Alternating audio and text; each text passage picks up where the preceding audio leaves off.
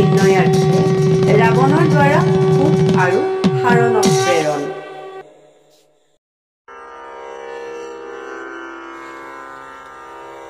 সাগৰত সেতু বান্ধি ৰামৰ সৈন্যবিলাক পাৰ হ'বলৈ ধৰিলে, যাৰ ফলত ৰাৱণৰ দিনে দিনে অহংকাৰ টুটি আহিবলৈ ধৰিলে।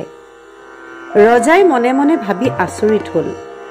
শুক আৰু সাৰণ নামৰ দুজন চৰক ক'লে, হে শুক সাৰণ, শুনা, তোমালোক বুদ্ধিমান, তোমালোকে ৰামৰ কিমান সৈন্য আহিছে তাক নিৰ্ণয় কৰি আহাগৈ।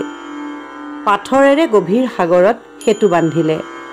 ত্ৰিভুৱনত এনে কৰ্ম কোন বীৰে কৰিব পাৰে? বিভীষণৰ মতিগতি কেনেকুৱা তাকো পৰীক্ষা কৰিবা। যোদ্ধা সেনাপতিবিলাক কেনেকুৱা প্ৰত্যেককে চাই আহিবা। ৰামৰ বল বুদ্ধি মন্ত্ৰণা সকলোবিলাক চাবা।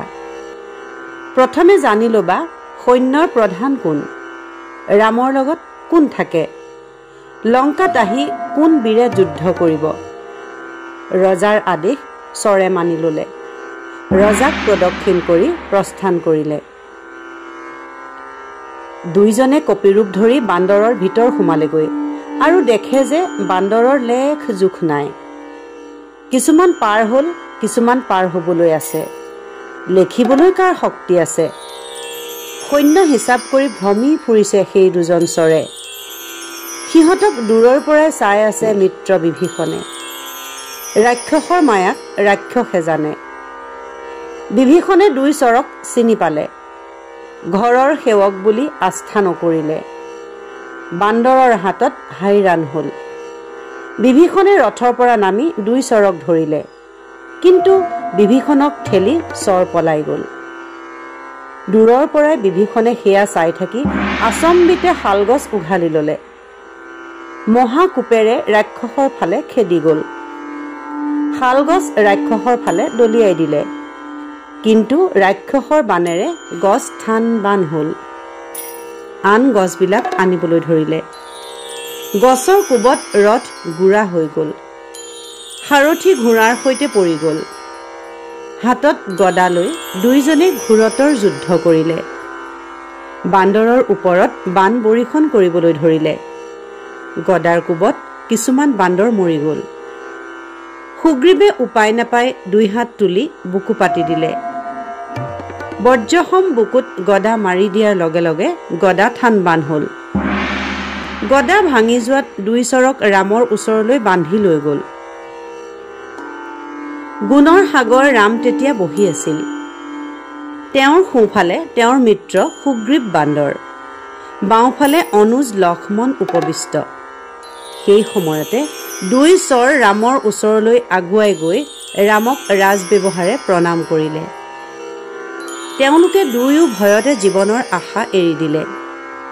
বাক্য গদগদ ভাৱেৰে কিছু ক'ব ধৰিলে। হে ৰাম, আমাক ৰাৱণে তোমাৰ সৈন্যৰ হিচাপ ল'বলৈ পঠিয়াইছিল। কোনে জানে এনে দায় ঘটিব বুলি? লুকাই আহিছিলোঁ, বিদিত হ'লোঁ। গতিকে হে প্ৰভু, যি উচিত হয় তাকেই কৰা। চৰৰ কথা শুনি শ্ৰীৰামে আহি উভয়কে আশ্বাস দিলে। বিভীষণে সিহঁতক কাটিব ধৰিছিলে, কিন্তু ৰামে ক'লে, ক্ষান্ত হোৱা, চৰক হত্যা কৰা ৰাজধৰ্ম নহয়। সেৱকক মাৰিলে কি কাম হ'ব? দুই চাৰি ৰাৱণৰ কথা ক'বলৈ কোৱা।